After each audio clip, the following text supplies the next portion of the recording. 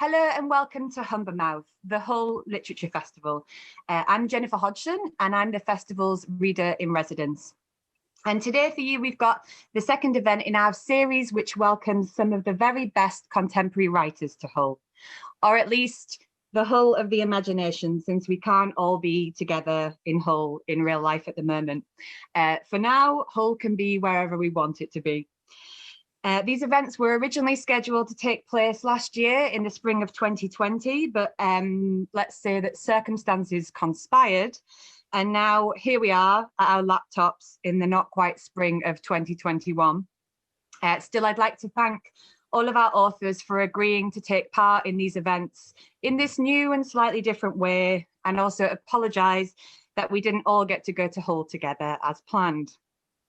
So coming up in our series over the next few weeks, we have the writers Joanna Walsh, Holly Pester, and Nisha Ramaya. And you can get your free ticket. Woo! You can get your free ticket at humbermouth.com. But today, it is my massive pleasure to welcome to Humber Mouth Isabel Waidner. Isabel is a writer and critical theorist. Their novels We Are Made of Diamond Stuff, which came out in 2019, and Gaudy Bauble, which came out in 2017, were both shortlisted for the Goldsmiths and the Republic of Consciousness prizes. In 2020, the German translation of Gaudy Bauble, which was translated by Anne Cotton, won the International Literature Award. They are the co-founder, with Richard Porter, of the event series Queers Read This at the Institute of Contemporary Arts in London. And currently they are the host of This Isn't a Dream, which is a literary talk series taking place on Instagram Live, also with the ICA. They are the editor of Liberating the Canon, an anthology of innovative writing, which came out in 2018 with Dostoevsky Wannabe. And their next novel, which we have an exclusive from today, is called Sterling Carat Gold, and it comes out with Peninsula Press in June of this year. Isabel, welcome to Hull. Thank you so much. Thank you so much, Jen, for welcoming me to virtual Hull. I mean, I had my train ticket to real Hull, but I don't even know if I got my money back, but I'm glad. I'm glad you got the refund if you did. Exactly. No, thanks so much for having me, and thanks so much for taking it all to virtual Hull, because I do think it's worth it, and it makes it accessible for people who might not have been able to come to real Hull. So absolutely, it's upsides and it's downsides. Yeah, the great opportunity in this for me is, welcoming all those that couldn't fit on the minibus to Hull. Exactly. It's great. I've been starting these off, in order not to draw a discreet veil over the circumstances in which we find ourselves, by asking our writers how they're doing, how are they faring in these current and ongoing circumstances. So how are you doing? Really good question. I mostly don't know. I'm mostly completely not in touch with how I actually am, which is probably fine. I think I'm fine, to be honest, given to what many people are going through. I still have a job. I work as an academic at Roehampton University. So we're doing all the teaching online. And it's nice because it feels worthwhile to give students something to do and some sort of structure and routines in their lives. And to be completely honest with you, last year, I managed to, I was one of the people who fared quite well in terms of being productive. So I wrote a ton of stuff. I wrote most of this new novel, Sterling Carat Gold, that's going to come out in June. I wrote most of it last year. And it's really weird because I always used to say I'm not an escapist writer. I always used to say, what you mean, you read because you want to remove yourself from the real world and from the world that you actually exist in. I was always somebody who really argued against that. But last year I found it was so hard, and I was shielding for for all of it basically, that I really found the writing helped me to sort of disappear from this place a little bit and go somewhere else, which was like my fictional world. which sort of, if you imagine a fictional universe, it's situated pretty close to virtual Hull. So, yeah. I knew you belonged here, Isabel. Yeah. I knew it. do you feel, I mean, we'll get into talking about the new novel later on, but just off the bat, I wanted to ask whether you feel that it's changed the feel of the new book at all. What kind of impact it's had on the new book? Yeah. Interestingly, it's the new, people who know my writing say we are made of diamond stuff. It's sort of rooted in realism, and then it has really outrageously surreal elements in it. And this one takes it a step further, I would say. It's just more out there and wilder, and it's just gone more fantastic, arguably. Then compared to what I potentially intended. And I think this is because I just so badly wanted to leave this planet. So it's I would say it did that. It made my writing kind of almost even wilder and even slightly more surreal potentially. Okay, that's good to hear. I want to ask you like a really boring book event question, right? Classic book event question. But I feel like for you, you have a sort of more interesting answer than you might expect. I wanted to ask about your route into writing and how you came to it. If you could tell us a bit about that. Yeah, that's a really good question, and I kind of want to ask you that same question afterwards. Oh, It's really interesting because I didn't have, I mean, clearly I didn't have a traditional route into writing.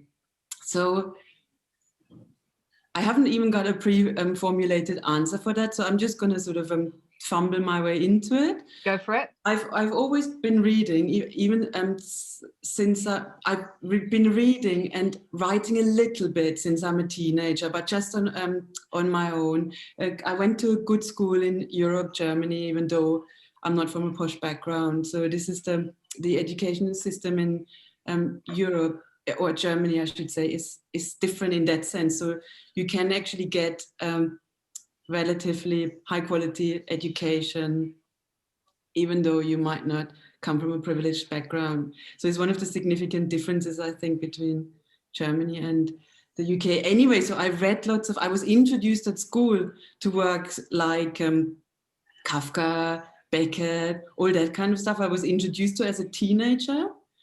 And for some reason, I was obsessing over it and read far beyond the curriculum, really. But then I've actually, I've lived in London since 96, since I was 20. So for far over half my life now. And I started writing professionally, not professionally, I started writing full time in my late 20s. So interestingly, I've probably been writing full time and really in a really focused manner for now over 20 years, for like 25 years. So I've been doing this for a long time, but completely outside of any educational structures. I'm completely self-taught. I was working on minimum wage. I worked in record jobs full time. I worked in kitchens full time. I was playing in bands at the time, but then I stopped playing in bands in my late 20s and completely decided I was going to be a writer. I just decided, and then I just did it. I just wrote every day. I wrote novels that never saw the light of day because I didn't know any other writers at all. And that was my way in. And then I did this for a pretty long time, started publishing small pamphlets with like a tiny DIY publisher. And then it wasn't until my late 30s, or say my mid 30s, that out of the blue, I got offered a scholarship to do PhD at Roehampton University, and that's even though I haven't got a degree. So I didn't have anything. I didn't have any higher education at all, and they awarded me a PhD scholarship on the back of my pamphlets, which was like kind of like novels, but you know, DIY novels. Mm-hmm. And that was it. And then I did a PhD in creative writing, and that's when I wrote Gaudy Bauble, which was the first novel that got published with an indie press in Manchester called Dostoevsky Wannabe. And that was it. That was my way into writing. But I've kind of been doing this as people who knew me at the time. They were just like, all right, there they go again, writing their novels. Who knows what? Yeah. But that was it. So I've just decided that I was going to be a writer. And then you did it. And then I did it. I mean, there's kind of two things. There's two things that are really interesting in that backstory. I mean, there's a lot that's interesting in that backstory, but one of them is like is the idea of becoming a writer in your second language. Oh yeah. Mm-hmm. And how strange that is, and especially given that last year Gaudy Bauble, in translation back into German, won this fantastic prize, and that, like, kind of turning back to German must have been weird for you after all these years, right? Completely weird. Yeah, these are good questions. So the first novel I wrote at the age of 28 is a German novel. Yeah, it's a German novel. So I wrote that in German. But the funny thing is, I'm kind of a little bit estranged from Germany. So I don't speak. I still have family there, but I hardly speak. I don't speak German particularly often anymore. But at the time I was still reading in German. Now I don't even really read in German anymore. I'm sure it'll come back towards later in my life, but I'm sort of a little bit estranged from German. Even when I go back, like, I sound a bit weird. I sound like somebody who hasn't been there for 26 years. Yeah. So it's a bit weird. So I don't really... Whereby at the beginning I thought writing in English was weird. Now I don't think about it anymore that much, to be honest. But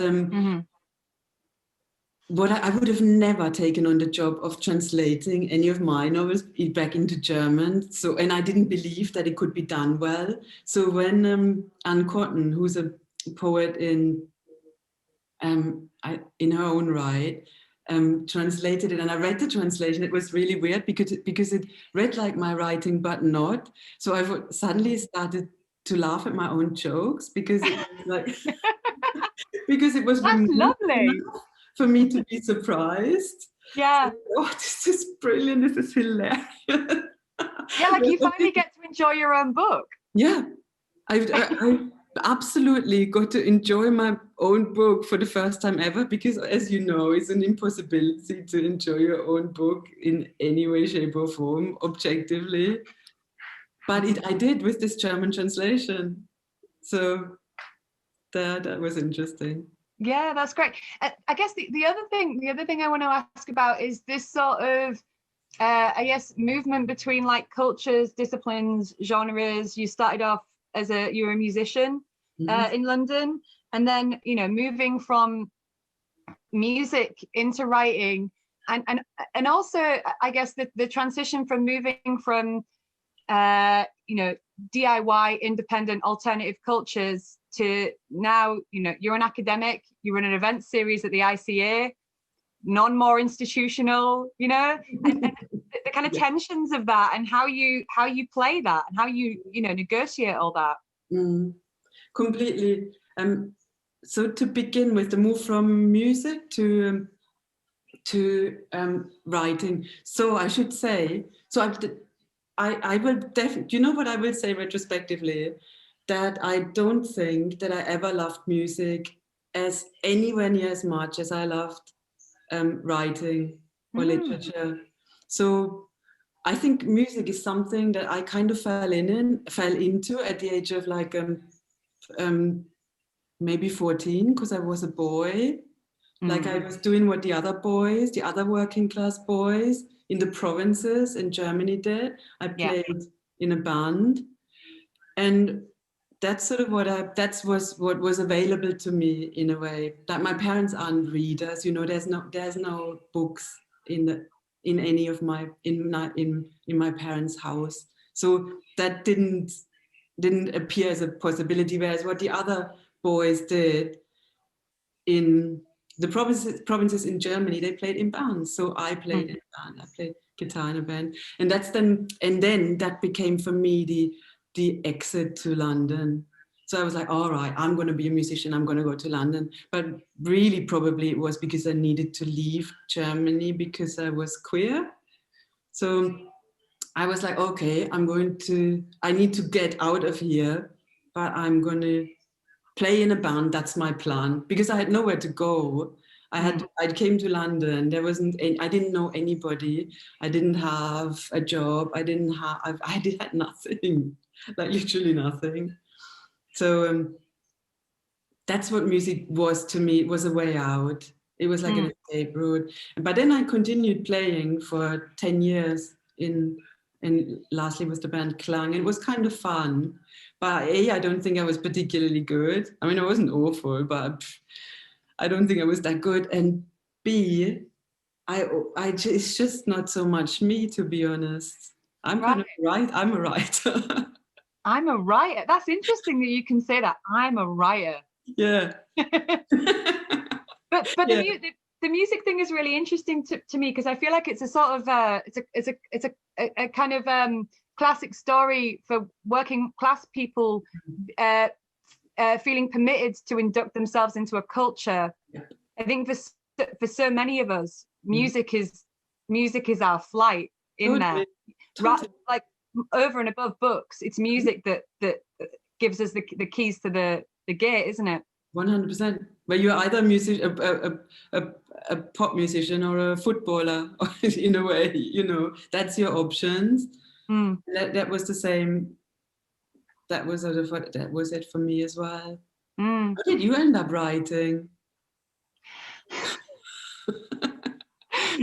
I'll give you the short story. Yeah. I wanted to be some kind of performer of some kind. And then I got funneled into a kind of academic. So I went through the academic route, which ended up being, you know, pursuing the thing that's sort of next to the thing that you actually want to do, which is much more to do with creativity and expression and experiment. But I did this, you know, academia is kind of a safe route for a working class kid, if, you know, who has some sort of like fantasy about meritocracy. It's like, oh, I'll be accepted because I'll be clever. And then it's now in early middle age, I feel like I'm getting back to, I actually really wanted to be a song and dance man all along. I didn't want to sit in a cupboard and read books. That's not what it's about, you know. So I feel very much like I'm kind of circling back, hence this sort of thing, you know. This is yeah. Oh yeah. But it's really interesting because in a way this is the opposite. This is So we both start from a similar problem. We're both faced with a similar problem, yeah. But we went about it the other way around. Yeah, because I feel like I entered the institution, you know, academia, universities, doing things the way that you're meant to do them early on, and I've spent the last however many years, several years, trying to get out of it. Super. Whereas you've got the opposite story. So I wonder how that. Yeah, I wonder how that is for you, working in those kind of official, like art institutional, cultural institutional spaces. How you negotiate that? Yeah, because the thing is, I don't feel like I have to, at least not emotionally, and not even politically negotiate that, because I feel like it wasn't a choice that I didn't go to university. I would have loved to study. I felt to me like that wasn't available to me. I was 20, I was in London, I had no money, I had to work, even though I signed on and got housing benefit, but I wouldn't have gotten into it. There's no way I would have gotten into university or even been able to know how it works. Yeah. I didn't know how the British university system worked. I didn't have anybody who would have written me a reference, for example. I didn't get in. So this is for me, I was sort of hovering around people who studied throughout my entire 20s. Like I had friends who were at Goldsmiths. I would just attend all of their open lecture series. I would just be there like at Goldsmiths, even though I wasn't ever an enrolled student. So I felt like that was something that wasn't available to me, but that I would have loved to do. So it more feels like, of course, I'm critical of institutions. I mean, of course, I'm political in that way, but to me, it feels like I've worked so hard and so long to get a foot in these places that now I'm like, all right, and now finally you let me in. So let me in now. So you might as well pay me and let me in now. Yeah. You know, at the age of 46, you know, it took me that long to get a foot through the door. Yeah, that's so interesting, because I guess your attitude to it is so much less jaded than mine. Mine is, I went there, I didn't know what I was doing. I didn't understand anything. And I, you know, you come out the other end of it. That's interesting how there's the opposite. I hear what you're saying though as well. So I have been within the institution now since 2013, I think. So that's now 8 years or something. And I am critical of say in the institutions. If to be specific,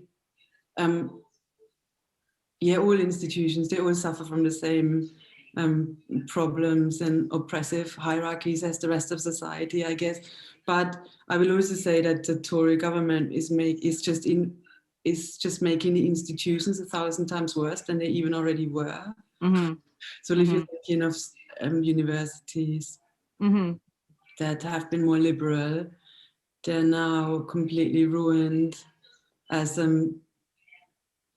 you know, that they can no longer properly fulfill their functions as people who educate left-leaning citizens or artists. We're just now educating anyone, you know, who wants to pay their fee. I don't know. So I am also a little bit jaded now, but yeah. I mean, maybe this is a good point to talk about the kind of part of the project of the not just the writing, but I guess what I'd call the sort of literary activism kind of thing that you do is to do with kind of collective forms of resistance to the circumstances that you've just described: Tory government, austerity, etc., etc., etc. And it's really interesting to me because, you know, we so often think of writing, but most especially I think the novel, as this like super individualist genre, right? A novel is the individual expression of an individual subject. We read novels and we write them on our own. It's about, you know, single authorship, this, you know, one truth from one human subject. And it seems to me that like one of the most exciting things that your writing does is go, no, that's tosh. It doesn't have to be like that. There are ways of rendering collectivity and community within this form. And I wonder if you can talk to us about that a bit. Thanks so much for the question. I think this is brilliant. And I think this is one of the biggest sort of delusions the biggest sort of misconceptions that we have of the novel or of writing itself, that it's sort of, it performs like a sort of an individuality and a sort of interiority that has to be expressed in a way. And that is what we think a novel is or should do. I don't think that that's what it is and that's what it should do. I don't even think of myself as an individual that has like an interiority that's in any way, shape or form removed from what's going on around me, or removed from what I've read before, or removed from what you do. You know what I mean? I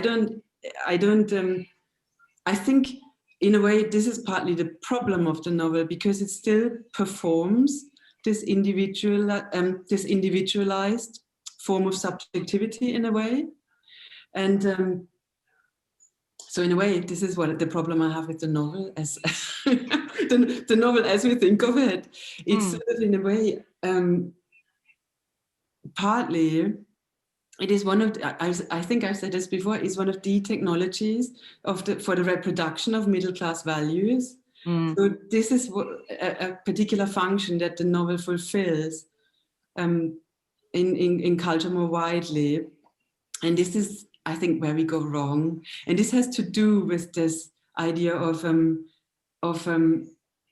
staging oneself as a writer as this sort of, this kind of a thing that just expresses something from deep inside, rather than performing more kind of like relational socialities, rather than thinking what do I want my book to do in terms of other books, or in terms of its other writers, or in terms of even like the publishing industry, if you even want to go there.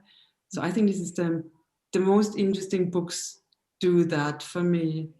They really don't go, they really make you think even they make you think differently of what an individual even is. And that's something that for you, like, that's not just something confined to the page, right? That's like one of the coolest things about kind of watching the development of your career has been that you're not just sat at a desk talking about it, and that's not to sort of denigrate writing's social action at all, but you also seem to be really concerned and preoccupied with making space for others. Like, I particularly enjoy when, you know, reading your stuff, the shout outs to other people, just like, you know, to other people within our communities who are making work, but also, you know, in the real world, making space for that stuff. Like, I wanted to talk a bit about Queers Read This, the reading series that you curate with Richard Porter at the ICA. And having been there and you know, with my own sort of sense of jadedness about literary events, you know, warm white wine, self-loathing, no one wants to be there, we all show up, you know. Having been to one of your events, it just struck me as this, like, you know, really joyful, non-hierarchical, funny, chill place. So I wonder if you could tell me a bit about, like, yeah, the kind of thoughts behind that project and how you went about it and stuff. I think this is really interesting, and I'll start by saying I think this is what I want. This is what I want from literature now. I want it to be something that builds a community. I think this is what I want from it. And I mean this in terms of the book itself and the literature in the book. And I mean this also, like you say, beyond like the page, in terms of events, in terms of even like a digital spaces or whatever. That's exactly what interests me. And yeah, the funny thing is, for me, the reason why I start, I mean, I don't know whether I would call it literary activism. I think I would just probably call it like I don't know what I would call it. But the point, the big issue for me was, my way in was that as I said, I've been writing novels for a long time before my first book was published. And I'm sure that's the case for everyone. But I don't think there was, a few years ago, I do not believe that there was a space for me in the British publishing industry. Well, there wasn't, because nobody on earth would. I did not have an entry point to the world of publishing, to the world of literature. Absolutely none, zero. And there wasn't. There were the sort of independent, probably proliferation of indie presses had, I guess, only just started, but. Even for them, it was a little bit out there. Like, it was really queer, it's really working class, it's kind of formally innovative. It's just not. There wasn't anything there seemingly for it. So it felt like I had to help, alongside others who did it at the same time, create a space for it and create like create a gap, like create something in the publishing industry and and as you say, in terms of events. And now it's really interesting because, you know, I've been to literature festivals before, like not Hull, yeah? Hull is completely different, but I've been to one literature festival in my life, let's put it like that. I've only been ever to one, yeah? And it was dead, yeah? It was one of the most, it was the least people I've ever read to in my entire life. And this is really interesting to me because Queer Street This is packed. Yeah. And I'm not saying that because of me or because of anything. I'm saying that there is an absolute need for literature events that foreground the queerness, that foreground the sociality, and that foreground writers that have been traditionally maybe marginalized within the publishing industry. And that includes also formerly innovative writers and Black writers and working class writers. And I think there's a massive need for it there. And these events are packed, and it's not just Queer Street This, it's like other publishers have done a lot of work in that area as well, like the 87 Press are putting out really cool books and a good and reading series. There's tons of stuff happening, but what I'm saying is there's a huge demand for this kind of stuff. And I don't think that the publishing industry, for example, has quite caught up with any of that yet. Yeah, it's interesting. It's so much better than it used to be. You know, I'm thinking back to when I sort of started writing, and actually the only people that were ever interested in my work were artists. Yes, like the art world, was always kind of here for it, but the literary world was just like, we don't know what to do with you, and we don't think there's any appetite for it. And my thing has always been like, you know, our cultural gatekeepers, like the publishing industry, hugely underestimate the kind of appetite for people for new, fresh, innovative, strange, weird work. You know. That's it. And sort of lately, we've had a few more people that had a bit of a vision, isn't it? Like even like Charmaine, Lovegrove, and stuff. There has been like people coming through who have a vision, but I still think that. I think people need to go a bit further. They need to just literally kind of blow it wide open. That's what I think, you know, otherwise, you know, what is there to lose? I mean, you know, the sales figures in literary publishing are not particularly high at the best of times. So why not risk something, you know, just go for it. Try and publish like really unusual stuff, publish something that we really haven't seen before, you know. And talking about you know, building communities and cultures in the present, I also wanted to ask you, kind of looking to the past, because I think another way in which this kind of writing tends to get sort of shunted to the side is that when people do something innovative or experimental, it's sort of framed as if it doesn't belong anywhere. It doesn't belong to any kind of tradition. Like it has no predecessors. And that, you know, there's the kind of work that's always been happening in this area is sort of like hidden in a way. So I wonder how important the idea that, you know, that you're part of a lineage of people working, you know, in innovative writing is to you, and who you look to, and how you feel about that. Well, it's super interesting question, because like I said, I started sort of educated myself in modernist literature, really. That's going back way. So I am interested in like European modernist writers, or I was, and British ones as well, like Anne Quinn, you know, B.S. Johnson. These kind of writers have shaped me, but it feels like it's a long time ago that they have shaped me, and I've started to develop a little bit of an anger with it all, but not with these writers, but because of that. I think there's they're so far and few between that they have to carry a lot. So I'm angry that there's still no queer innovative writers that go back historically in the UK. You know, there's hardly anyone. There's like Bridget Brophy, but there hasn't. You know, Bridget Brophy can't be the only one that has sort of like written queer innovative, formally innovative stuff in the UK ever. You know, there is just not enough. I think that's what I got angry with. There is no writers of colors that have been published historically. And so I kind of started writing almost against this work. I started, I think my writing has developed to kind of take some of these inspirations and really take it away from there. Like, it's obviously still kind of linked in a way to modernist experimentation, isn't it? Would you say?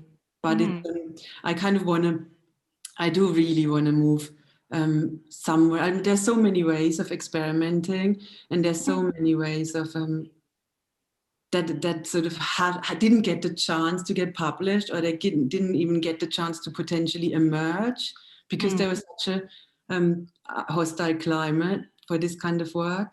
So I think the writing that I read these days is actually contemporary. The writing that inspires me now most is the work by my peers, contemporary writers. Right. I mean, thinking about that, you know, you mentioned, you know, drawing inspiration from a lot of those modernist writers, and then, but also kind of writing against them in response to them, I guess in this interesting way where you know, you're like, they weren't the only ones. Why are they the only ones? Why do you just keep bringing up the same names? And it's interesting to me, you know, I kind of want to move on to talking a bit about like the nature of your work, because one of the most marked things about your work to me is that within your writing, things always have the habit of turning into other things, and it got you know, like things just sort of slide, like the signifying system just doesn't apply.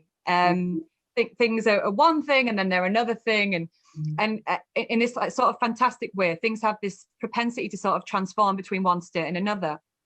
And it makes me think of, you know, this inspiration from modernist writing, because when I think of modernist writing, I think about this kind of like, you know, like this problem of language thing, like, oh my God, we're trapped in language. Oh my God, the limits of language. We can never say what we really mean. Oh my God, this is such a tragedy. And it seems to me that you kind of like take that and you go, no. Language is full of possibilities. It seems to me that words, the crucible for the way that things can shape shift in your stories. Is that the case? Does that make sense? That's such a brilliant question again. I mean, to be completely honest with you, the limits of language are the least of my problems. I mean, right. It's literally, you know, the limits in my real life are so much more oppressive than the limits of language. And in a way, I think we need to I don't see that there's any limits to literature. And I think this is where I get frustrated when I say people are lacking vision, because I think there are no limits to literature. If we just nurture difference, then we will be absolutely mind blown by what people can do with language. I mean, you know, maybe it's these modernist people who came to the limit, who sort of ran out of ideas. But we have ideas. Yet all the Black people who haven't been allowed to write formally innovative fiction in a supported way, you know, ask them. This is what drives me up the wall, and this is why I write. And I think there is tons writing and literature, and this is what I love about it. It has so much potential, and we haven't even seen the half of it yet. And this is sort of, what I'm trying to do. So I'm trying to sort of take it, with each book, I'm trying to take it to the next level a bit. Because I still have tons of new ideas, or my work in a way is trying to generate new ideas of what literature could look like. And, I mean, maybe we can sort of segue seamlessly into talking about your new novel, since you kind of seem to invite that. Yeah, I do. Yeah, because thinking about this sort of like transformative potential of language and the way we can like play with language and one thing becomes another, it seems to me that it seems to me when I read your work, what you're kind of demanding for fiction is kind of seems somewhat akin to what poets like Audre Lorde or Anne Boyer claim for poetry, which is we don't need to like sit there and agonize about the fact that like art can't save the world. Like what poetry can do is create a kind of paracosmos that means that things can happen. It can make the as is, the situation that we're in, seem a bit soft around the edges. Brilliant. And it seems to me that perhaps your work is sort of like interested in the same thing of making things a bit more malleable and opening up those sort of potentials. Absolutely, I think this is brilliant. The only thing I would say is that I don't think they're like these cosmoses of literature in the real world. I don't think they're in any way, shape or form divorced from each other. I think they're the same. I think they hang together. Yes, of course, there's no, I mean, in my new book, there's like flying horses or whatever. Of course, there's no flying horses, but this imaginary exists in the real world. And I do think it will have an effect in the real world. It will affect people, it will affect their actions, it will affect their own energies, what they think about, what they believe is possible and what is not possible. So yeah, definitely, I think that's that maybe the poets are a little bit more clued up. I'll be honest, I often think that myself. On that front, actually, like there's a little quote from the new book that I wanted to ask you about, because this idea that they're not separate spheres, right? That writing and literature and reading is both ordinary and extraordinary. Like it's embedded in the real world, and it's one thing amongst many others. We can't like just put it off over there as some ideal form. There's this part of the book where Sterling's talking about the artist plays, like a DIY series of artist plays that they put on with another one of the characters. And the quote is, slipping in and out of our roles was the point. The objective was not to stage a convincing fantasy or simulation, but to glamorize the small part of reality we inhabited. And that idea of, glamour and the glamorization of reality, rather than it being like, we have art over here and real life here, and real life is really hard, but we've got art to redeem us. The idea of glamorizing reality I found really interesting. Perfect. This is actually, I completely forgot about this quote, but this quote exactly captures what I was trying to say. It's precisely that, because exactly, and just to sort of prevent, because glamorizing also, I don't need to tell you that, but it's often seen as something like shallow or superficial, but it's the opposite. It's like, in terms of like queer traditions, queers have used glamour in really, really fundamental and serious ways in terms of like making life livable that might otherwise be completely not livable. So this kind of stuff can turn individuals and also collective lives around. So I do believe that, and this is precisely what I believe about literature as well, whether you produce it, whether you read it, whether you, whichever way you engage with it. Exactly. Because one of the things that I like most about your writing is that you're one of the few writers that takes clothes seriously, that understands I will, like, this is a hill I will die on, like, thinking about glamour and sumptuousness as survival strategies, serious, profound survival strategies, like reading your books, and there's so few writers who understand how important clothes are as a way of being in the world, as a way of feeling safe, as a mode of self-presentation. But you really get that. Like the clothes in your books are brilliant, Right. Yeah, thank you. No, yeah, definitely. I think obviously we're now entering. I want to sort of, if we were now in a public space, actually, where the audience was there, I would actually ask people with a middle class background, I would actually ask some questions, because I think there's a thing whereby it seemed to be vulgar to focus on one's clothes too much, potentially in a middle class background. So I would like to find out a little bit more about it. Whereas sort of in working class cultures and queer cultures, clothes have, like you say, they're part of a really, really important survival strategies and ways of communicating important things with others. So there's like this weird thing, I think it's whereby sort of focusing too much on your own body somehow is kind of not seen to be, it seemed to be a little bit basic in middle class cultures, I think, and this is why we don't see it in novels. I wonder, there's something about that. Whereas obviously, I think what it is I think the working classes decorate their body and the middle classes decorate their homes. So it's this kind of thing, I think. Yeah, I mean, I'll defend being interested in clothes to the the absolute hill, and it's been really nice recently, to read stuff like the poet Lisa Robertson's novel The Baudelaire Fractal. I'm just looking up there because the book's right there, and she's another writer that has a real understanding of Anne Boyer as well, like of garments and clothes as a culture all of their own. Yeah, I'll defend that up to the hill. Oh, good. Maybe we should hear from your new book. Have you read from this before in public? Do we have an exclusive? I think you're going to have an exclusive, or at least the first. I've read it like to a very select small audience before, but not really properly in public, to be honest. So okay. I think we're going to have like a little. It's just 5 minutes, I think. Perfect. I'm going to read them from, it's pretty early on in the novel. The novel is called Sterling Carat Gold, and you can pre-order it now. Where can they pre-order it? Huh?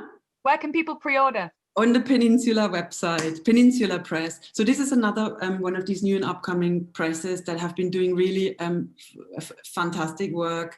They're called Peninsula Press. It's the guys from Burley Fisher Books. So they're properly involved and rooted in the literature community as well in London. Anyway, they're putting the book out, and it's called Sterling Carat Gold, and it's like what Jen was saying. It's about there's two main characters. The main character is Sterling, and they have a best friend called Chachki. And the two of them, they're running this weird DIY art performance series called Cataclysmic Foibles. And that's the only thing you kind of need to know. I'm just going to read a bit from the as I said, from the second chapter. The only other thing is in the first chapter, there's some sort of an attack happened on Sterling. That's all you need to know. That's fine. All right, 5 minutes or so. Having dropped Chachki off at their block, I continue walking up Delancey Street towards mine, and the exact same person, Chachki, or so it seems, who I dropped off seconds ago, is now walking towards me, talking and gesticulating with urgency. Not only is this Chachki, so-called, positioned and impossibly in relation to where I just left them, they are dressed in an outfit entirely unfamiliar to me, namely a too-tight, cheap-looking two-tone polyester two-piece, second-hand car dealer style, and tassel loafers, which arguably counts as a look somewhere in New Jersey. They've got their hair sleeked into a center parting and unfairly are showcasing a neatly clipped pencil moustache, the likes of which I've been trying to grow for a decade but haven't been able to. And more to the point, doesn't exist above Chachki's upper lip either, or it didn't seconds ago. And what's that smell? Is that eau de cologne? This Chachki, in that two-tone two-piece, orange or purple, depending on the light's angle of incidence, is talking non-stop and inappropriately loudly in an effort to get my attention. But I'm sorry, I'm already listening to the staticky sound that their suit makes in motion, the clicking of their loafers on asphalt, and la, la, la, la, the singing in my head, and yet I can hear Chachki cheap copy chatting at me, repeatedly saying about an important message they wish to convey, and get this, about the not too distant future hence they hail. And if there was ever a point where I was following them, I'm now lost, metaphorically speaking. Literally, I just arrived outside my flat. I stop, throw caution to the wind, look pseudo Chachki straight in the eye and ask, what message? Chachki second-hand car salesman stresses that under no circumstances should I do what I'm planning on doing tomorrow, Saturday, but that I should put my not unfounded reservations about the police to one side and report what happened to me earlier today as a priority. They're referring to the incident, of course. Go police, they say, that is the message. I'm sorry, who are you? I say uncooperatively, and as a rule, I don't take instructions from strangers. But it's me, Chachki Center Parting insists, and I admit that there's a softness in their eyes that is vaguely familiar, alongside a mercilessness that is irreconcilably alien. It's this mercilessness, this determination, beyond even the suit, the moustache, and the eau de cologne, that renders them unrecognizable to me. I'm telling whoever this is that they aren't Chachki. Their blatant inhumaneness being just one of the many, many reasons I know that they aren't Chachki, but an imposter and charlatan. What's this now? They're pinging unsolicited photos to my phone, depicting me and Chachki in unfamiliar settings. One shot against a backdrop mimicking Baghdad, and one featuring ancient superstructures in where? The Belizean rainforest, Chachki Sosi says. So I say as if and dream on. The furthest I travel is Forest Gate to the east, Forest Hill to the south, Westbourne Park to the west, and Glasgow to the north. I have never been a tourist, nor a global citizen, nor part of an international jet set at all. I've stayed put since first I arrived in London in 2001, perhaps to minimize travel costs, perhaps because all I ever wanted was a home.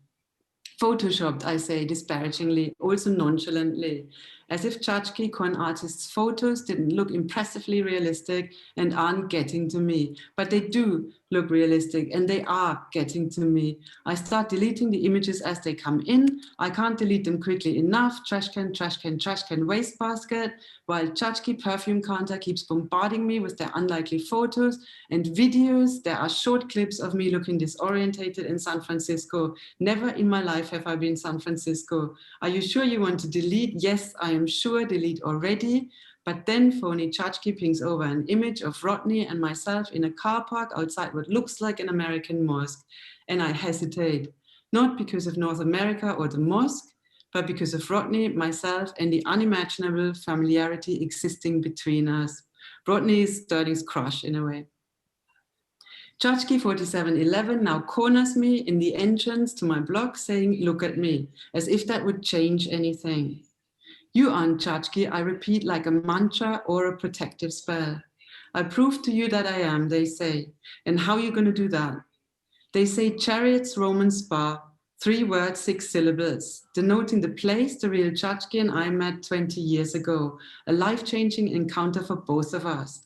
We'd be nothing without each other, and neither of us would be anything without cataclysmic foibles. And the latter wouldn't exist if it weren't for Chariots, Roman Spa, the gay sauna in Shoreditch, East London, 1996 to 2016, RIP or gentrification.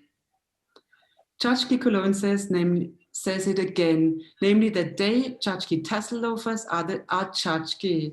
The only difference being that they went back in time to put me off my ill-fated plans to go Hendon Football Club tomorrow and to urge me to go to police, ideally tonight. Or else, I say, being difficult, I say that I don't remember having informed Chachki, my bestie, nor Chachki from the future of the precise nature of my plans. In fact, I kept my messaging deliberately cryptic all day to prevent unsolicited interventions. I don't want to be in a position of having to justify or defend my plans to go Hendon tomorrow, not to Chachki, not to them, a cheap alter ego with a pencil moustache. You didn't, Chachki Inflammable Fabric confirms, but that's where time travel comes in. They didn't or will not find out what I did or will do tomorrow until tomorrow evening, which was circa 3 months ago and also too late. They have seen things in the future, they say. Talk of cryptic messaging. I leave it there. Thank you. That was great. So you see, it's kind of out there. It's got like time traveling in there. It's got spaceships in there. But I think in really unconventional ways, I hope. So let's see what you think. From quantum physics to Chariot Spa. Yeah. Flashes, gentrification of queer spaces, you know, it's all in there. It's all in there. Can you tell us a little bit about the genesis of the book? Like you've mentioned that it was written mainly during lockdown. It was written. It was written. It took a little bit longer than just lockdown. I started it the year before. I started sort of in summer the year before, but I got off to a wrong start, so I scrapped everything I wrote in 2019, I think. But the original idea for it was like a sort of an unprovoked attack on the initial character that is like reflected things that have happened to me in the past, but in a heightened way. But also, I wrote last summer, I was commissioned to write a play called The Prince of Homburg by Owen Dara from DCA, Dundee Contemporary Arts. And that was in relation to Patrick Staff's exhibition there. And in a way, that play was in a way the jumping board for this new novel. So that was the genesis, really. Right.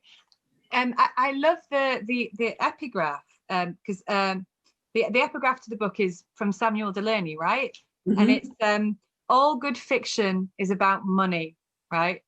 And I think that's great because it seems to me that there's this glaring omission where hardly any fiction is about money, and it should be. No, exactly. Right? I mean, this is the funny thing is the truth of the matter is everything is about money. So it's taken out, and that fact is taken out of fiction. I mean, we live under whatever as we live. This is global capitalism, or that is what it is. Whereas in novels, that seems to have totally disappeared. Like that seems to have sort of been taken out of lots of novels. So I think everything is shaped through money. Everything, and that is whether it shapes everybody's life. You know, if you haven't got one, it will dominate your life more than if you have a reasonable amount, I guess. But yeah. I mean, we're sort of coming towards the end of the time that we have, but I do want to. There's a really in the play that you mentioned was the sort of the beginnings of this new novel, Prince of Homburg, which she wrote for Dundee Contemporary Arts as responding to an exhibition they had up there a couple of years ago. There's the last two paragraphs are like properly kind of barnstorming, and as a sort of summation of the discussion that we've had, I don't know if you want to read it or I will read it, or you should read it. I don't know. Shall I read it? Exactly, put it in your you should read it. Okay, so this for people that aren't familiar with this is the sort of closing sections of this experimental play that Isabel wrote, which I feel like contains so much of what we've been talking about. Is the play? Yeah, there you go. Is the play still available, Isabel? Yeah, it's a pamphlet that's published by the Dundee Contemporary Arts, and it can be purchased for cheap money on the website. Ah, cheap money. We like that. Okay. So I'm gonna go for it. One of the criteria of great literature is precisely its purchase on universality. All great works of literature are seen to stage or represent universal truths. Actually, most of literature's so-called truths barely apply beyond their very specific historical settings, conditions of emergence, and rootedness in basically royal or neoliberal privilege, implicitly or explicitly. They are 100% relatable to a middle-class readership only. UK publishing professionals are always wondering why the working classes aren't engaging with canonical literature. Books come cheap off Amazon, so what's your excuse? You too dumb to read this? Ill-educated and lazy? You prefer sci-fi and Netflix, you unintelligent shits. But the working classes are disengaging not because they lack educational capital or intelligence, but because literature is stupid, it gets almost everything wrong. Yeah. I love it. I couldn't resist bringing it to read. I don't know. I mean, it needs no expansion, but I don't know if you want to say anything about that, or whether whether your feelings are still the same, how you feel about that now. I think obviously when I'm speaking, I'm always generalizing. There have been very, very good literatures, particularly those that have been marginalized. But yeah, I can't really say. I think it's sort of I think we've talked about this through our entire entire conversation. Yeah, I think there's obviously the point that it makes is the fact that the actual situatedness, the actual middle classness of of what counts as literary fiction has been erased from it. But I think this is the problem. It's sort of we have forgotten that is what it is. So there's all this talk about the universal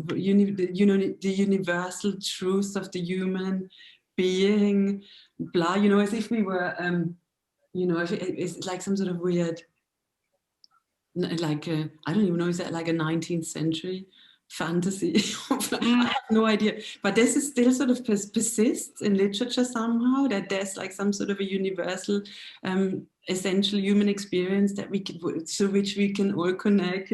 Maybe we could connect better if our differences were actually taken seriously. So I think this erasure of whiteness, this erasure of class from literature, it's gonna be its downfall if we don't be careful, if we aren't careful, because the stuff is dead. I think that's a great place to end. Thank you so much, Isabel. This has been like total pleasure, and it's really lovely to have the opportunity to speak about these, what I think for both of us are these really important and urgent issues around class and literature, and to have a forum to discuss them is beautiful. So thank you so much. Thank you so much, Jen, and also thank you so much to obviously Humber Mouth to for everybody who gives you platforms as well, because that's what I like to see. So Isabel's book Sterling Carat Gold will be out in June with Peninsula Press, and our next event with Humber Mouth will be with Joanna Walsh on the 11th of March, and so we hope to see you then. But for now, thank you very much.